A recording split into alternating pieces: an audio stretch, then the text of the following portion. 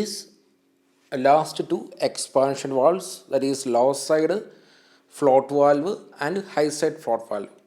ഇപ്പോൾ നമ്മുടെ എക്സ്പാൻഷൻ ഡിവൈസുകളിലെ ലാസ്റ്റ് രണ്ട് എക്സ്പാൻഷൻ വാൽവുകളും കൂടെ നമ്മൾ പരിചയപ്പെടുകയാണ്. ലോ സൈഡ് ഫ്ലോട്ട് വാൽവും high side float വാൽവും.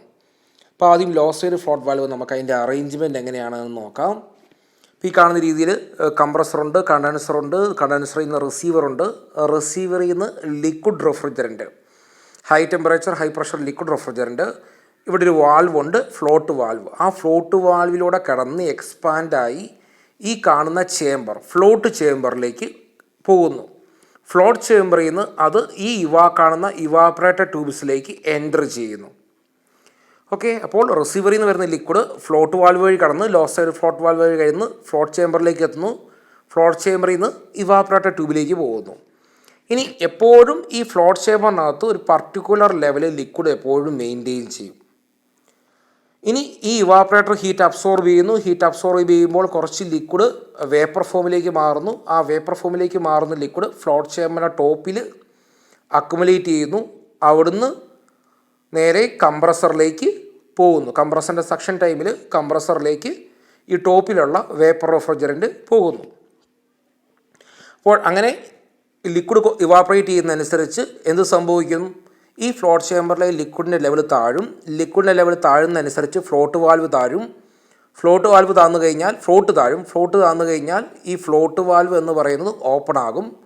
Float valve open ആകുമ്പോൾ റിസീവറിൽ നിന്ന് ലിക്വിഡ് ഈ ഫ്ലോട്ട് ചേംബറിലേക്ക് എൻ്റർ ചെയ്യും. അപ്പോൾ എൻ്റർ ചെയ്യുന്നതനുസരിച്ച് ഗ്രാജുവലി ഫ്ലോട്ട് ഉയരാൻ തുടങ്ങും. ഉയർന്ന് ഒരു പർട്ടിക്കുലർ ലെവൽ എത്തിക്കഴിയുമ്പോൾ ഈ ഫ്ലോട്ട് വാൽവ് ക്ലോസ് ആകും. പിന്നെ റിസീവറിൽ നിന്ന് റെഫ്രിജറൻറ്റ് ഈ ഫ്ലോട്ട് ചേംബറിലേക്ക് എത്തില്ല. അങ്ങനെ എപ്പോഴും ഒരു കോൺസ്റ്റൻറ്റ് ലെവൽ ലിക്വിഡ് ഈ ഫ്ലോട്ട് ചേംബറിനകത്തും അതുപോലെ തന്നെ ഇവാപ്പറേറ്ററിനകത്തും മെയിൻറ്റെയിൻ ചെയ്യാൻ ഈ ഒരു വാൽവ് ഉപയോഗിച്ചുകൊണ്ട് സാധിക്കുന്നു. അപ്പോൾ അതിൻ്റെ കുറച്ച് എൻലാർജ് ചെയ്തിരിക്കുന്നൊരു പോർഷനാണ് നമ്മൾ ഈ കാണുന്നത്. ഇതാണ് ഫ്ലോട്ട് ബാൾ. ഈ കാണുന്നതാണ് ഫ്ലോട്ട് ചേംബർ. ഇതാണ് നമ്മുടെ വാൽവ് സെക്ഷൻ. ദെൻ ഈ ഫ്ലോട്ട് താഴുന്നതനുസരിച്ച് താഴ്ന്നൊരു പർട്ടിക്കുലർ ലെവൽ താഴ്ന്നു കഴിയുമ്പോഴത്തേക്കും ഈ വാൽവ് ഓപ്പൺ ആകുന്നു. ദെൻ റിസീവറിൽ നിന്ന് ലിക്വിഡ് ഫ്ലോട്ട് ചേംബറിലേക്ക് വരുന്നു. അപ്പോൾ ആ ഫ്ലോട്ട് ചേംബറിലേക്ക് ലിക്വിഡ് വരുന്നതനുസരിച്ച് ഫ്ലോട്ട് വാൽവ് റൈസായി ഒരു പർട്ടിക്കുലർ ലെവൽ എത്തിക്കഴിയുമ്പോൾ ഈ നീഡിൽ വാൽവ് ക്ലോസ് ആകും. ഇനി ഈ ഫ്ലോട്ട് ചേംബറിനകത്തുള്ള വേപ്പർ കംപ്രസറിൻ്റെ സക്ഷൻ ലൈനിലേക്കാണ് പോകുന്നത്.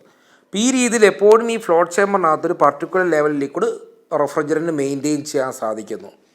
നമ്മൾ നേരത്തെ കണ്ട പോലെ ഈ ഫ്ലോട്ട് ചേംബറുമായിട്ടായിരിക്കും ഇവാപ്പറേറ്റർ ട്യൂബ്സ് കണക്ട് ചെയ്തിട്ടുണ്ടാകുക. അപ്പോൾ അതുകൊണ്ട് തന്നെ ഇവാപ്പറേറ്റർ ട്യൂബിലും എപ്പോഴും ലിക്വിഡ് റെഫ്രിജറൻറ്റ് ഫില്ല് ചെയ്തിരിക്കാൻ ഇതുമൂലം സാധിക്കുന്നു. ഇനി ഈ ഒരു സിസ്റ്റം ഏത് ലോഡ് കണ്ടീഷൻസിലായാലും എപ്പോഴും ഒരു കോൺസ്റ്റൻറ്റ് ലെവൽ ലിക്വിഡ് ഇവാപ്പറേറ്ററിൽ മെയിൻറ്റെയിൻ ചെയ്യുന്നതിന് സഹായകരമാണ്.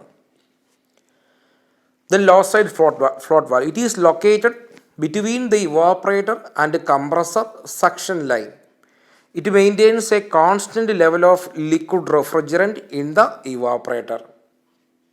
നമ്മൾ ഓൾറെഡി കണ്ടതാണ്, എപ്പോഴും ഒരു കോൺസ്റ്റൻറ്റ് ലെവൽ ലിക്വിഡ് ആയിരിക്കും ഇവാപ്പറേറ്ററിൽ മെയിൻറ്റെയിൻ ചെയ്യുക. ഇതാണ് ഇവാപ്പറേറ്റർ ട്യൂബ്സ്, ഫ്ലോട്ട് ചേംബർ ഇതാണ് സെക്ഷൻ ലൈൻ. അതോടൊപ്പം തന്നെ ഈ കാണുന്നതാണ് ഫ്ലോട്ട് വാൽവ് നമ്മൾ നേരത്തെ കണ്ട പോലെ ഫ്ലോട്ട് വാൽവ് ഉണ്ടാകും. Then the movement of the float ball is transmitted to the needle valve by the float arm which closes or opens the flow of liquid refrigerant. നമ്മൾ പറഞ്ഞ പോലെ ഫ്ലോട്ട് ചേംബറിനകത്തെ ലിക്വിഡിൻ്റെ ലെവൽ ഒരു particular ലെവലിനേക്കാളും താഴ്ന്നു കഴിയുമ്പോൾ float ബോളും താഴും. അതുകൊണ്ട് float valve open ആകുന്നു. റിസീവറിൽ നിന്ന് വരുന്ന ലിക്വിഡ് ഫ്ലോട്ട് ചേംബറിലേക്ക് എൻ്റർ ചെയ്യുന്നു. അപ്പോൾ അത് എൻ്റർ ചെയ്യുന്ന മൂലം എന്ത് സംഭവിക്കുന്നു? ഫ്ലോട്ട് പതുക്കെ റൈസ് ആവുന്നു. ദെൻ ഒരു കോൺസ്റ്റൻറ്റ് ലെവൽ ലിക്വിഡ് നമ്മൾ മെയിൻറ്റെയിൻ ചെയ്യാൻ ഉദ്ദേശിക്കുന്ന ആ കോൺസ്റ്റൻറ്റ് ലെവൽ ലിക്വിഡ് എത്തിക്കഴിയുമ്പോൾ വാൽവ് ക്ലോസ് ആകുന്നു.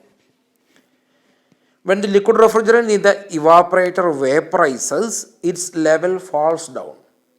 This causes the float to drop and thus open the needle valve, thereby allowing liquid refrigerant from the liquid line to the float chamber and then to the evaporator to make up for the amount of vaporization.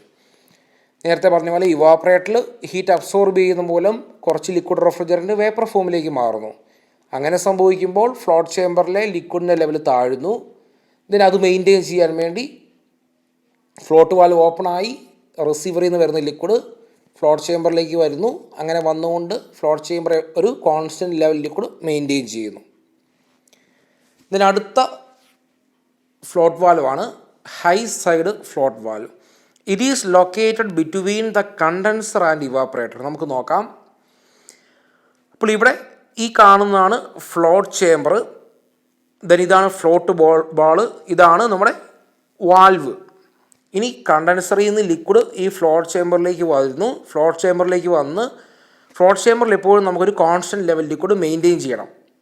അപ്പോൾ കണ്ടൻസറിൽ നിന്ന് liquid refrigerant വരുന്നതനുസരിച്ച് ആ constant level ലിക്വിഡിനേക്കാളും കൂടുതലാകുമ്പോൾ എന്ത് സംഭവിക്കുന്നു? Float ball കുറച്ചും കൂടെ പൊങ്ങുന്നു. Float ball പൊങ്ങുമ്പോഴത്തേക്കും എന്ത് സംഭവിക്കുന്നു? ഈ വാൽവ് ഓപ്പൺ ആകുന്നു. റെഫ്രിജറൻറ്റ് ഇവാപ്പറേറ്ററിലേക്ക് പോകുന്നു. ഓക്കെ, അങ്ങനെ ഇവാപ്പറേറ്ററിലേക്ക് പോകുന്നു. അപ്പോൾ പതുക്കെ ഫ്ലോട്ട് ബാൾ താഴാൻ തുടങ്ങും. താഴ്ന്ന് ഒരു പർട്ടിക്കുലർ ലെവൽ എത്തിക്കഴിയുമ്പോൾ ഈ ഫ്ലോട്ട് വാൽവ് ക്ലോസ് ആകുന്നു. അപ്പം ലോ സൈഡുമായിട്ടുള്ളൊരു വ്യത്യാസം എന്ന് പറയുമ്പോൾ ഇവിടെ ഇങ്ങനെയാണ്. ലോ സൈഡിൽ ബോൾ താഴ്ന്നു കഴിയുമ്പോഴാണ് വാൽവ് ഓപ്പൺ ആകുന്നത്. പക്ഷെ ഇവിടെ എന്ന് പറയുമ്പോൾ ബോൾ ഒരു പർട്ടിക്കുലർ ലെവലിനേക്കാളും ഉയർന്നു കഴിയുമ്പോഴാണ് വാൽവ് ഓപ്പണായി ഇവാപ്പറേറ്ററിലേക്ക് ലിക്വിഡ് റെഫ്രിജറൻറ്റിനെ സപ്ലൈ ചെയ്യുക. ഓക്കെ, അപ്പോൾ കണ്ടൻസറിൽ നിന്ന് ലിക്വിഡ് ഈ ഫ്ലോട്ട് ചേമ്പറിലേക്ക് വരുന്നു. ഫ്ലോട്ട് ചേമ്പറിൽ നമ്മളൊരു പർട്ടിക്കുലർ ലെവലിലാണ് ലിക്വിഡ് സെറ്റ് ചെയ്യുന്നത്. അപ്പോൾ ആ ലെവലിനേക്കാളും ഉയർന്നു കഴിയുമ്പോൾ ഫ്ലോട്ട് ബാൾ പൊങ്ങുന്നു, വാൽവ് ഓപ്പൺ ആകുന്നു, ഇവാപ്പറേറ്ററിലേക്ക് ലിക്വിഡ് റെഫ്രിജറൻറ്റ് പോകുന്നു. അങ്ങനെ ഇവാപ്പറേറ്ററിലേക്ക് ലിക്വിഡ് റെഫ്രിജറൻറ്റ് പോകുമ്പോൾ പതുക്കെ ഫ്ലോട്ട് ബാൾ താഴ്ന്ന് നമ്മുടെ ആ റിക്വേർഡ് ലെവൽ എത്തുമ്പോഴത്തേക്കും വാൽവ് ക്ലോസ് ആകുന്നു. That's all.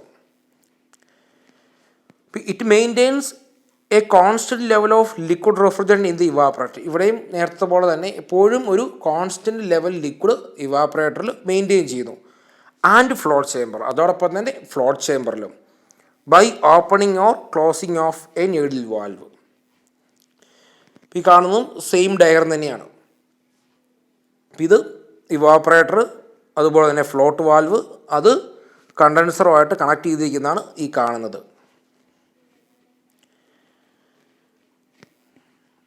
The liquid refrigerant from the condenser flows to the float chamber. As the level of liquid refrigerant in the float chamber rises, the float ball also rises, thereby opening the needle valve. അത് പ്രത്യേകം ശ്രദ്ധിക്കണം.